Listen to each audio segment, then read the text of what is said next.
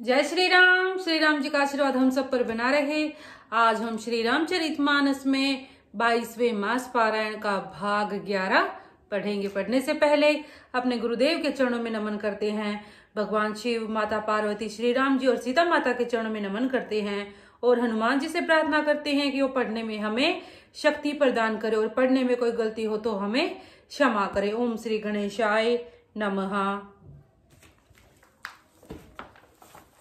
ऐसे प्रभु को जाकर देखूं, फिर ऐसा अवसर न बनावेगा। यह विचार कर नारद जी हाथ में वीणा लिए हुए वहां गए जहां प्रभु सुख पूर्वक बैठे हुए थे।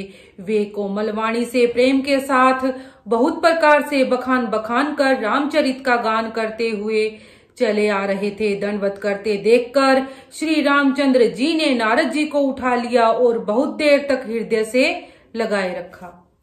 फिर कुशल पूछकर बैठा लिया। लक्ष्मण जी ने आदर के साथ उनके चरण धोए, बहुत प्रकार से विनती करके और प्रभु को मन में प्रसन्न जानकर तब नारद जी कमल के समान हाथों को जोड़कर वचन बोले। हे स्वभाव से ही उदार श्री रघुनाथ जी, सुनिए, आप सुंदर अगम और सुगम वर देने वाले हैं। हे स्वामी, मैं एक वर मांगता हूँ, वह मुझे दीजिए। यद्यपि आप अंतर्यामी होने के नाते सब जानते ही हैं। श्री राम जी ने कहा, हे मुनि, तुम मेरा स्वभाव जानते ही हो। क्या मैं अपने भक्तों से कभी कुछ छिपाव करता हूँ? मुझे ऐसी कौन सी वस्तु प्रिय लगती है जिसे हे मुनि श्रेष्ठ तुम नहीं मांग सकते? मुझे भक्त के लिए कुछ भी अदेय नहीं है, ऐसा विश्वास भूल कर भी मत छोड़ो। तब नारद जी हर्षित होकर बोले, मैं ऐसा वर मांगता हूं। यद्यपि प्रभु के अनेक नाम हैं और वेद कहते हैं कि वे सब एक से बढ़कर एक हैं, तो भी हे नाथ, राम नाम सब नामों से बढ़कर हो और पाप रूपी पक्षियों के समूह के लिए यह वधिक के समान हो। आपकी भक्ति पूर्णिमा की रात्रि है, उसमें राम नाम यही पूर्ण चंद्रमा होकर और अन्य सब नाम तारागण होकर भक्तों के हृदय रूपी निर्मल आकाश में निवास करे। कृपा सागर श्री रघुनाथ जी ने मुनि से ऐसा ही हो कहा। तब नारद जी ने मन में अत्यंत हर्षित होकर प्रभु के चरणों में मस्तक नवाया। श्री रघुनाथ जी को अत्यंत प्रसन्न जानकर नारद जी फिर कोमल वाणी से बोले, हे राम जी, हे रघुनाथ जी, सुनिए, जब आपने अपनी माया को प्रेरित करके मुझे मोहित किया था तब मैं विवाह करना चाहता था। हे प्रभु, आपने मुझे किस कारण विवाह नहीं करने दिया? प्रभु बोले, हे मुनि सुनो, मैं तुम्हें हर्ष के साथ कहता हूं कि जो समस्त आशा भरोसा छोड़कर केवल मुझको ही भजते हैं, मैं सदा उनकी वैसे ही रखवाली करता हूं जैसे माता बालक की रक्षा करती है। छोटा बच्चा जब दौड़कर आग और सांप को पकड़ने जाता है तो वहां माता उसे अपने हाथों से अलग करके बचा लेती है। सयाना हो जाने पर उस पुत्र पर माता प्रेम तो करती है, परंतु पिछली बात नहीं रहती, अर्थात मातृपरायण शिशु की तरह फिर उसको बचाने की चिंता नहीं करती, क्योंकि वह माता पर निर्भर न कर अपनी रक्षा आप करने लगता है।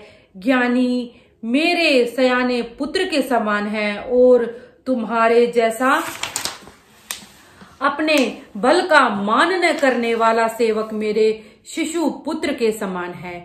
मेरे सेवक को केवल मेरा ही बल रहता है और उसे अपना बल होता है, पर काम क्रोध रूपी शत्रु तो दोनों के लिए है। भक्त के शत्रुओं को मारने की जिम्मेवारी मुझ पर रहती है, क्योंकि वह मेरे परायण होकर मेरा ही बल मानता है, परंतु अपने बल को मानने वाले ज्ञानी के शत्रुओं का नाश करने की जिम्मेवारी मुझ पर नहीं है। ऐसा विचार कर बुद्धिमान लोग मुझको ही भजते हैं। वे ज्ञान प्राप्त होने पर भी भक्ति को नहीं छोड़ते। काम, क्रोध, लोभ और मद आदि मोह की प्रबल सेना है। इनमें माया रूपिणी स्त्री तो अत्यंत दारुण दुख देने वाली है। हे मुनि सुनो, पुराण वेद और संत कहते हैं कि मोह रूपी वन को विकसित करने के लिए स्त्री वसंत ऋतु के समान है। जप तप नियम रूपी संपूर्ण जल के स्थानों को स्त्री ग्रीष्म रूप होकर सर्वथा सोख लेती है। काम क्रोध मद और मत्सर आदि मेंढक हैं। इनको वर्षा ऋतु होकर हर्ष प्रदान करने वाली एकमात्र यही है। बुरी वासनाएं कुमुदों के समूह हैं। उनको सदैव सुख देने वाली यह शरद ऋतु है। समस्त धर्म कमलों के झुंड है। यह नीच सुख देने वाली स्त्री हिम ऋतु होकर उन्हें जला डालती है। फिर ममता रूपी जवास का समूह अर्थात वन स्त्री रूपी शिशिर ऋतु को पाकर हरा भरा हो जाता है। पाप रूपी उल्लुओं के समूह के लिए यह स्त्री सुख देने वाली घोर अंधकारमयी रात्रि है। बुद्धि बल शील और सत्य ये सब मछलियां हैं और उनको फंसाकर नष्ट करने के लिए स्त्री बंसी के समान है। चतुर पुरुष ऐसा कहते हैं।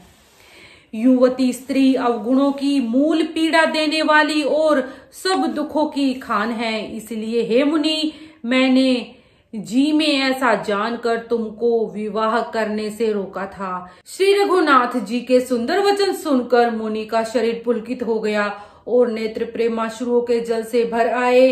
वे मन ही मन कहने लगे, कहो तो किस प्रभु की ऐसी रीति है जिसका सेवक पर इतना ममत्व और प्रेम हो। जो मनुष्य भ्रम को त्याग कर ऐसे प्रभु को नहीं भजते, वे ज्ञान के कंगाल, दुर्बुद्धि और अभागे हैं। फिर नारद मुनि आदर सहित बोले, हे विज्ञान विशारद श्री राम जी सुनिए। हे रघुवीर, हे भव भय अर्थात जन्म मरण के भय का नाश करने वाले मेरे नाथ, अब कृपा कर संतों के लक्षण कहिए। श्री राम जी ने कहा, हे मुनि सुनो, मैं संतों के गुणों को कहता हूँ जिनके कारण मैं उनके वश में रहता हूँ। वे संत काम क्रोध लोभ मोह मद और मत्सर इन 6 विकारों को जीते हुए पाप रहित कामना रहित स्थिर बुद्धि सर्वत्यागी बाहर भीतर से पवित्र सुख के धाम असीम ज्ञानवान इच्छा रहित मिताहारी सत्यनिष्ठ कवि विद्वान योगी सावधान दूसरों को मान देने वाले अभिमान रहित धैर्यवान धर्म के ज्ञान और आचरण में अत्यंत निपुण गुणों के घर संसार के दुखों से रहित और संदेहों से सर्वथा छूटे हुए होते हैं। मेरे चरण कमलों को छोड़कर उनको न देह ही प्रिय होती है और न घर ही।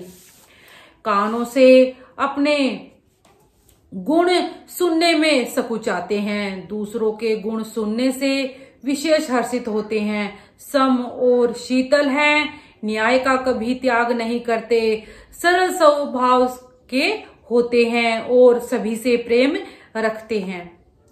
वे जप तप व्रत दम संयम और नियमों में रत रहते हैं और गुरु गोविंद तथा ब्राह्मणों के चरणों में प्रेम रखते हैं। उनमें श्रद्धा क्षमा मैत्री दया प्रसन्नता और मेरे चरणों में निष्कपट प्रेम होता है तथा वैराग्य विवेक विनय विज्ञान अर्थात परमात्मा के तत्व का ज्ञान और वेद पुराण का यथार्थ ज्ञान रहता है।